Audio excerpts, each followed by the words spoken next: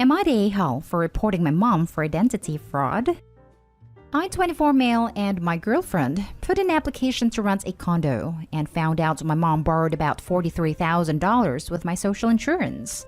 I talk with a lawyer, and it tells me I can either report my mom for identity fraud, or pay it off, or declare bankruptcy. I confront my mom, and she begs me not to do it and just pay off the debt. I don't have anywhere near that money, and decided to do what the lawyer recommended. The lawyer told me that filling out a police report is not the same as pressing charges, but I'm still scared what might happen to her. We used to be very poor, and she used my social insurance to pay the bills and provide for me and my brother. This feels like I'm betraying her, and her and my brother refuse to speak to me. My relatives all stopped talking to me. Am I the a-hole here? Edit. People are asking me if my mom or family could pay it. I don't think so. My mom is on social assistance, and my family isn't much better off. My grandma has a house, but I'm not asking her to sell it. Also, my lawyer said a police report is just to get the ball rolling and clearing up the debts and recovering my credit. It doesn't include her name. Lawyer said providing a suspect is not necessary, but I'm sure if they tried, they would figure out it's her. My mom might face charges, but it's unlikely she would get jail time. People are asking why I shouldn't put the loans under her name.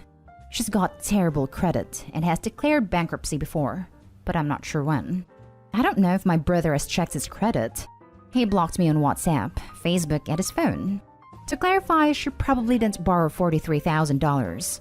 It's probably $10,000 to $20,000 that grew with interest, fees, etc. Now for the top comment. Not the a-hole. $43,000 is a serious sum. You could consider not doing it if she paid that debt off, if you were feeling okay with that solution. But it's unlikely to happen if everyone, including her, thinks you should be the one to do it. Do they think you're just going to pull that money out of a hat? There are always going to be feelings hurt because family. But is it what family would do? To put someone in debt by committing a fraud? Nope, nope, nope. She doesn't have the money. She gets social assistance, which is barely enough to cover her rent and food. That isn't your responsibility. Your responsibility is the $43,000 worth of debt that she illegally put under your name. It wasn't to take care of you and your brother. You don't take care of your children by doing illegal things to them.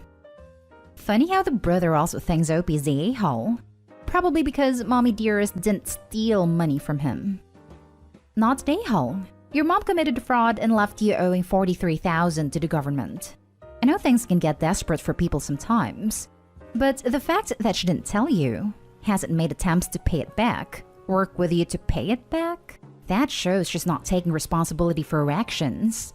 Let me ask you this. If it was anyone besides your mother, what would you do? Not the a-hole. Fraud is fraud. It's horribly short-sighted to put your child into debt like that. Also, she wasn't providing for them. She was making Opie unknowingly provide. Next story. Am I the a-hole for locking my garage so my brother-in-law and sister can't open it without talking to me? I bought a house. I specifically found one that had a mother-in-law apartment, so my parents could live with me and save some money as they get older. My sister's husband lost his job, and so I let them live in my house for almost 2 years while I lived in the mother-in-law apartment, so they could save and get back on their own.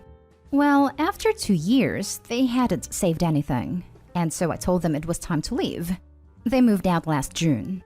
I moved back in upstairs, and my parents moved in downstairs in the apartment. My sister and her husband left a lot of things in the garage since they moved into an apartment. This annoyed me and my wife, and eventually made them clean it out, but still had some things in there. Mostly junk in my opinion, but also some tools. They would always just show up and take and slash or leave stuff in my garage. Last week was the last straw for me.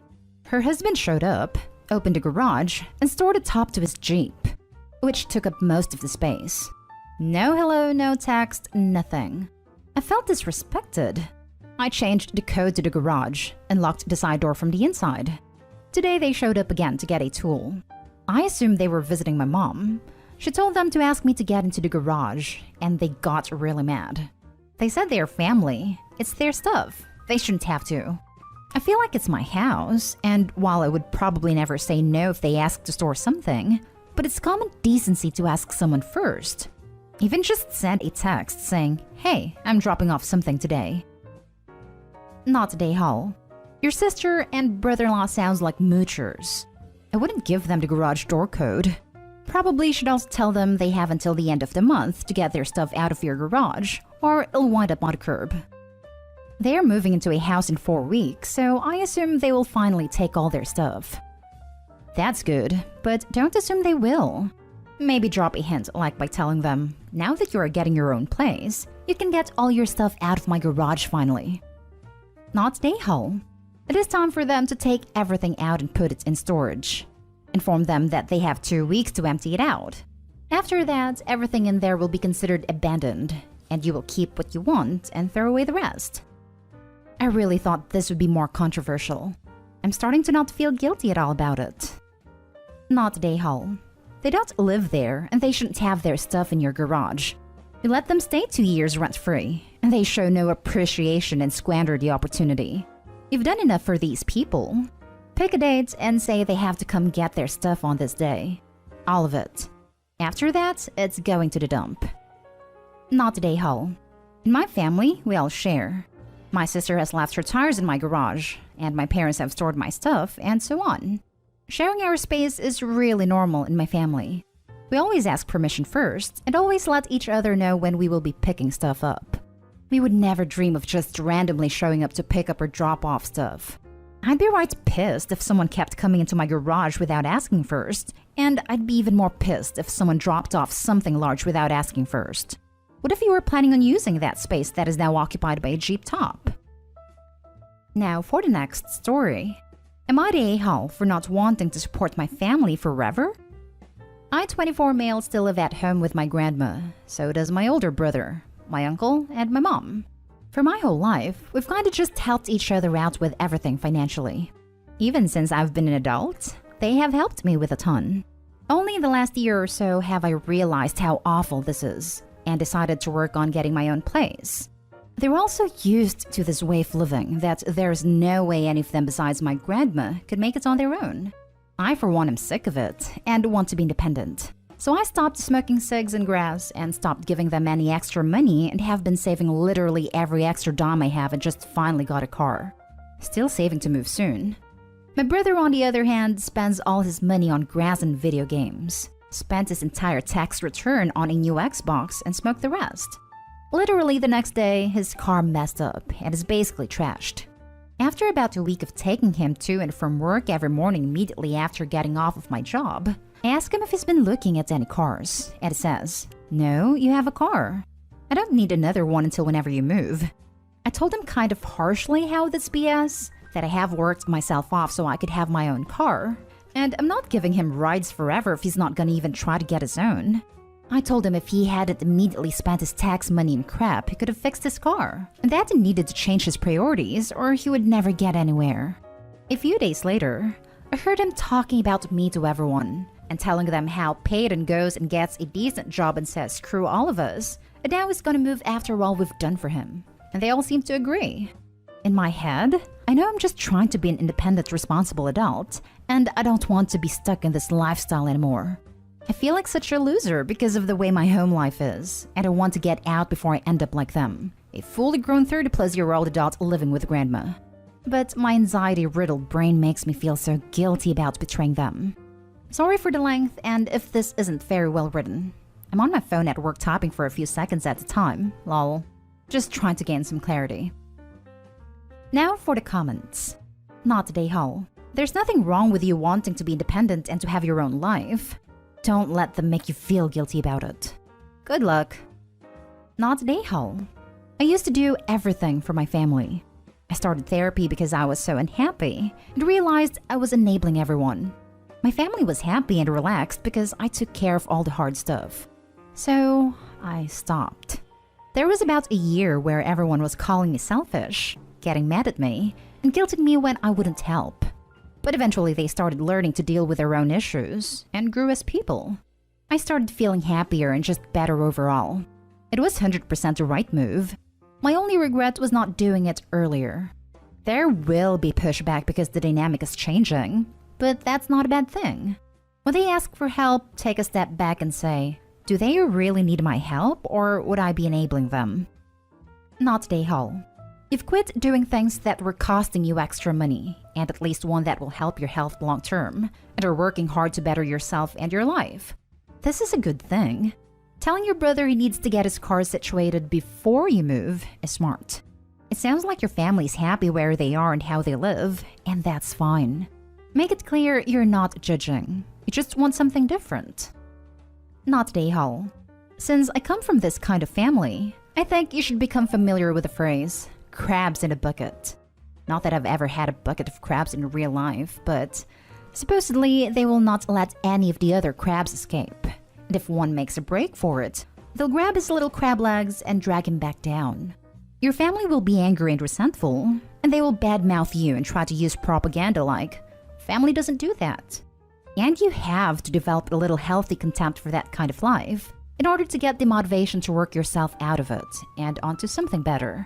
He may try to convince you that you are betraying them, or say that you're putting on airs, but really he is scared that one less salary in the house means that he will have to step up. It means that your brother will have to become more responsible, and he doesn't want to do that. If you work full-time, you deserve the dignity and privacy of living on your own. It's a responsibility and a privilege. Your ambition isn't even crazy or radical.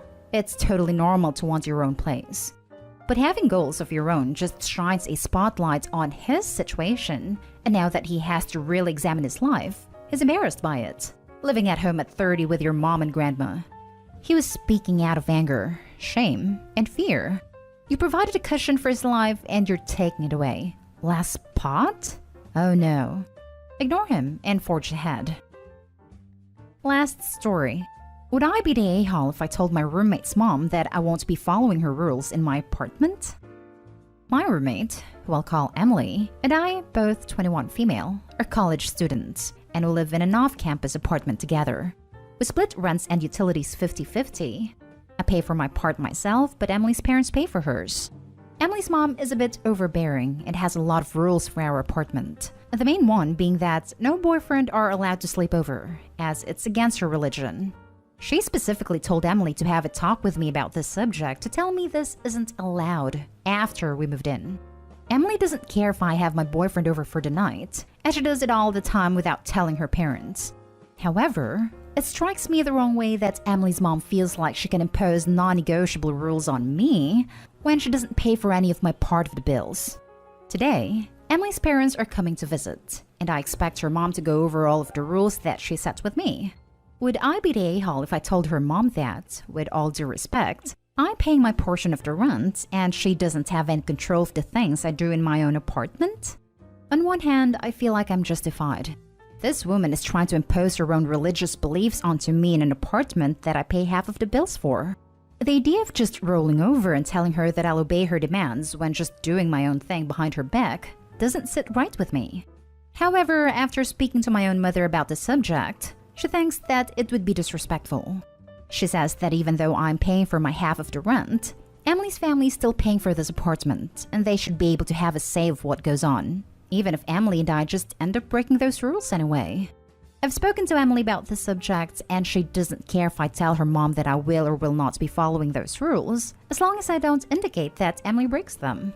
So I was hoping to get some outside opinions here. Reddit, what do you think? Would I be the a-hole if I told my roommate's mom that I won't be following her rules in my apartment? Not the a-hole. 1. She's not your mom. 2. She's not paying your bills.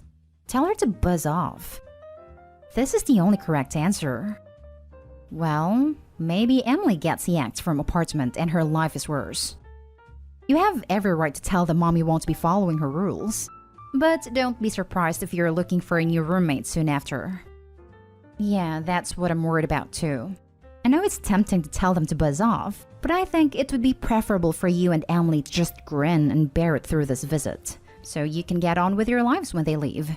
If they are that strict, I wouldn't be surprised if they required Emily to check in with them constantly, or force her to move if you just start dropping F-bombs. Not the a-hole. Your answer should be, I'll give that all the consideration it deserves. Edit. Thank you all for your input. Her parents stopped in briefly but then left to go get food. They'll be staying here overnight though, so I'm planning on updating this later tonight to let everyone know what goes down when we all sit down and talk. I also just wanted to say that after talking to Emily further about this, it turns out that her dad really doesn't care what I do, and thinks that his wife's demands are extremely unreasonable. This is why Emily doesn't care if I speak up or not, because I guess that even though her mom is paying the bills, it's her dad who makes the money to support them all. Emily says that her dad would never make her move just because her roommate doesn't follow traditional values, and even though her mom is a bit of a squeaky wheel, her words not mine, her dad makes all of the final decisions here.